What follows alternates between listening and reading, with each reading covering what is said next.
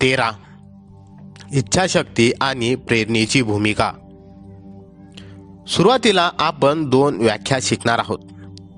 तात्कालिक समाधानाला बाजूला ठेवून आपल्या मूळ ध्येयापूर्तीसाठी काम करत राहण्याची क्षमता म्हणजे इच्छाशक्ती होय.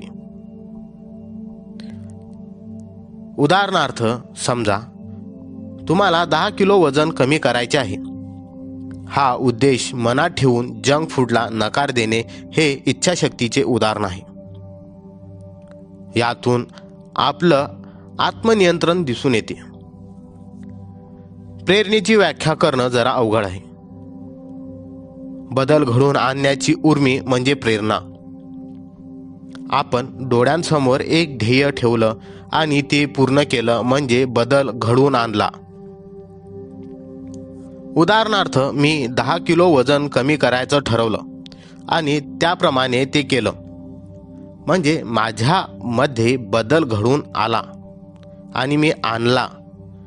आपल्या परिस्थितीमध्ये सुधारणा करणं याचा सुद्धा या बदलांमध्ये समावेश करता येईल. उदाहरणार्थ, आपल्या टू डू लिस्टमधील सगळी कामे पूर्ण करणे आणि मनावरचा ताण कमी करणे. एखाद्या गोष्टींविषयी जागरूकता वाढवणे याचाही त्यामध्ये अंतर्भाव होऊ शकतो.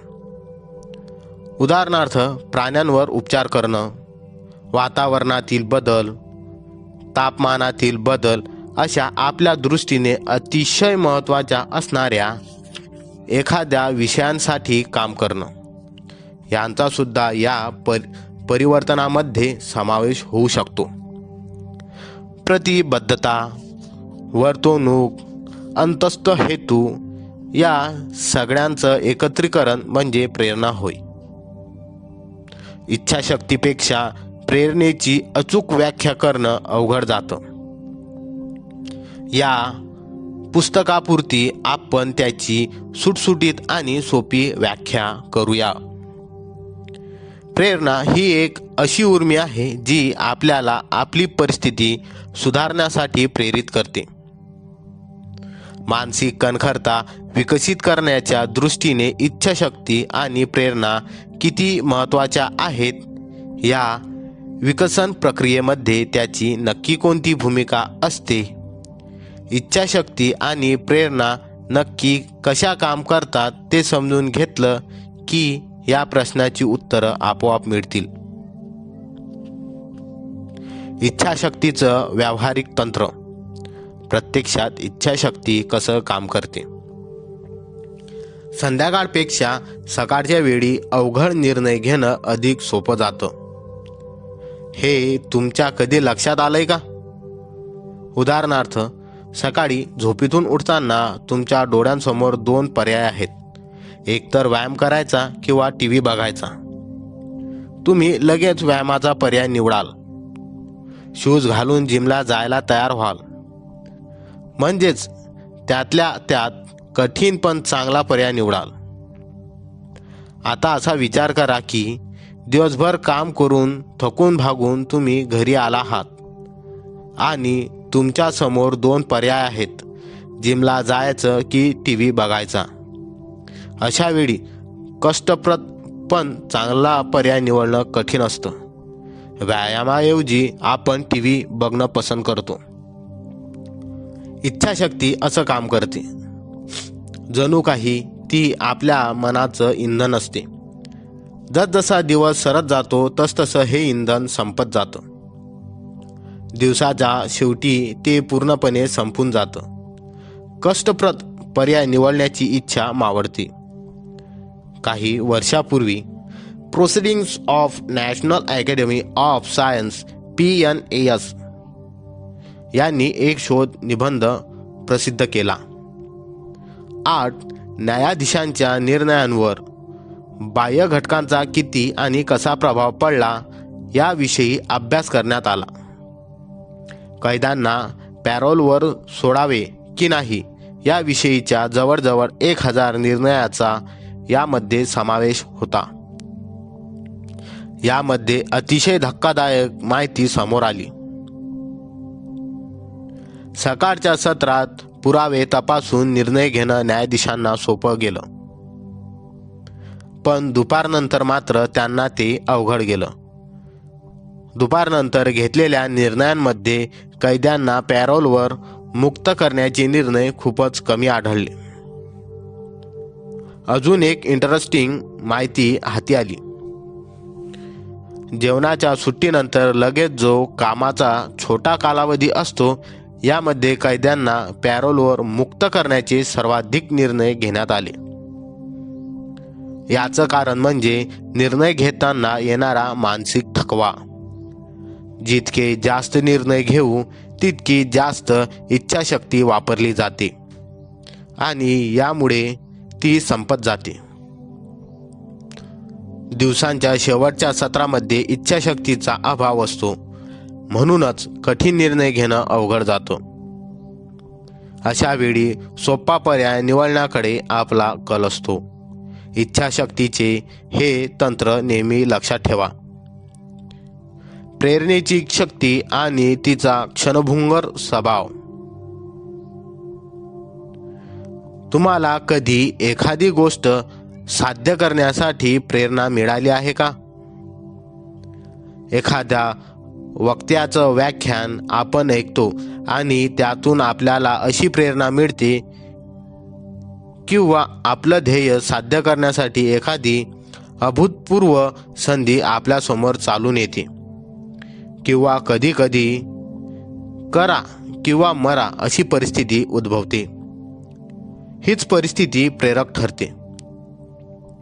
उदाहरणार्थ, आपला बॉस आपल्याला सांगतो की अमुक एक काम वेळेत पूर्ण केलं नाहीस तर तुझी नोकरी जाईल. प्रेरणा हे योग्य ती कृती करण्यामागचं शक्तिशाली कारण असतं.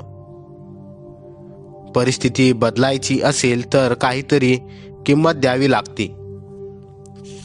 ही किंमत वेळ, संसाधने, आपला कम्फर्ट झोन अशा कोणत्याही स्वरूपात द्यावी लागते. जेव्हा आपण कोणताही बदल घडवण्यासाठी प्रेरित झालेले असतो, तेव्हा कसल्याही स्वरूपाची किंमत देण्याची आपली तयारी असते, इच्छा असते. उदाहरणार्थ, त्यासाठी आपली कठोर परिश्रम करायची तयारी असते, जास्त वेळ देण्याची तयारी असते, तसेच कोणत्याही प्रकारचा त्याग करण्याची सुद्धा तयारी असते. या उलट जर प्रेरणा नसेल तर यापैकी काहीही करण्याची तयारी नसते, इच्छा नसते. प्रेरणेमध्ये सातत्य नसतं, ती कधीतरीच मिळत असते. प्रेरणाच्या बाबतीत हीच एक मोठी समस्या आहे, म्हणूनच आपण त्यावर अवलंबून राहू शकत नाही. इच्छाशक्ती आणि प्रेरणा या दोन्हींचा अभाव असताना सुद्धा कृती करत राहण्याचं प्रशिक्षण मनाला द्यावं लागतं. त्यासाठी काही युक्ती वापरावी लागते. प्रेरणाचा अभाव असेल तर आपण तात्काळ समाधान देणारा पर्याय निवडतो. अशा वेळी आपल्याला मूळ उद्देशासाठी कृती करत राहायचं आहे अशी सूचना मनाला द्यावी लागते. मनाला सतत सूचना देणे हीच युक्ती आहे. या युक्तीचा वापर करणे हा मानसिक खंतपणाच्या विकास प्रक्रियेतील महत्त्वाचा भाग आहे. इच्छाशक्ती आणि प्रेरणेचा अभाव असताना कृती कशी करायची? आपल्याकडे इच्छाशक्ती आणि प्रेरणेचा अभाव असेल तर कृती करत राहण्यासाठी आपल्याला सवयींवर अवलंबून राहावं लागतं. दैनंदिन जीवनात स्वतःला चांगल्या सवयी लावून घ्या. आपल्या रोजच्या व्यवहारामध्ये या सवयीमुळे सहज कृती घडते. त्यासाठी वेगळी इच्छाशक्ती किंवा प्रेरणा असण्याची गरज भासत नाही. तसंच सवयींच्या कामांमुळे थकवासुद्धा जाणवत नाही. या सवयी आपल्याला ध्येयपूर्तीसाठी मदत करतात. वर सांगितलेलं उदाहरण पुन्हा घेऊया. दिवसभराच्या कामानंतर आपण थकून भागून घरी आलो आहोत. 2 पर्याय आहेत, जिमला जायचं का टी व्ही बघायचा. सुदृढ राहण्यासाठी दररोज जिमला जायचं ही सवय तुम्ही स्वतःला लावून घ्या. सवय म्हणजे एखादं काम करण्यामध्ये सातत्य राखणं. किती थकलेले असलो तरीही व्यायामाची शरीराला सवय झाल्यावर तो पर्याय सहज निवडला जातो. त्यासाठी वेगळ्या प्रेरणास्रोताची आवश्यकता नसते. TV बघण्याचा तात्कालिक आनंदाला सुद्धा सहज मुरड घालता येते.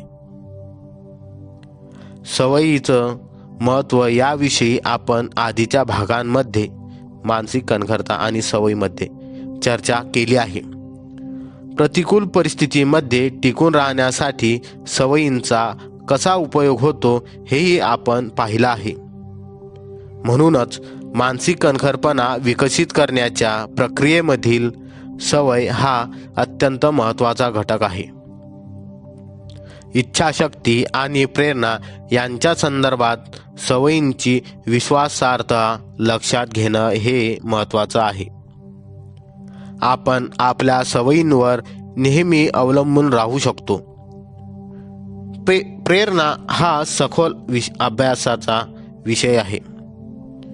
त्यामागे खूप मोठं शास्त्र आहे. ते खूप इंटरेस्टिंग आहे. ते सगळं या पुस्तकात सामावणं शक्य नाही. स्वाध्याय 12. तुम्हाला आवडत असलेली एखादी गोष्ट करण्याची उर्मी जागृत झाली तर सर्वप्रथम काम करा. ती कृती करण्याअगोदर 5 मिनिटं ध्यानधारणा म्हणजे मेडिटेशन करा. आपल्या घड्याळात 5 मिनिटांचा वेळ लावा. डोळे बंद करा आणि आपल्या श्वासांवर लक्ष केंद्रित करा. यामुळे स्वतःच्या मनाला नियंत्रणात ठेवण्याचं प्रशिक्षण मिळतं. एखादी गैरसोय किंवा तर तिच्याशी जुळवून घेणं सोपं जातं. तात्कालिक आनंदाला दूर सारणं सहज जमतं. यासाठी 5 मिनिटांचा वेळ पुरेसा आहे. स्वाध्याय 13. ज्या गोष्टींमुळे तुम्हाला कृती करायची प्रेरणा मिळते अशा 5 गोष्टी लिहून काढा. एखादं आत्मसुधारणा पुस्तक, सेल्फ इम्प्रूव्हमेंट बुक्स वाचणे, एखादं विशिष्ट प्रकारचं संगीत ऐकणे, समविचारी लोकांना भेटणे, त्यांच्याबरोबर वेळ घालवणे, त्यांच्याशी गप्पा मारणे. आता अशा 5 गोष्टी लिहून काढा ज्यामुळे तुमची प्रेरणा नष्ट होते. यामध्ये अतिप्रमाणात गोड पदार्थ खाणे, निराशावादी लोकांबरोबर वेळ घालवणे, परिपूर्णतेचा हव्यास धरणे अशा अनेक गोष्टी येऊ शकतात. हा स्वाध्याय नक्की करून बघा. त्यामुळे तुमच्या लक्षात येईल की आजूबाजूच्या वातावरणाचा तुमच्या प्रेरणास्रोतांवर काय परिणाम होतो आहे. ही जागरूकता निर्माण झाल्यामुळे योग्य ते पर्याय निवडता येतील. यासाठी 10 मिनिटाचा वेळ पुरेसा आहे.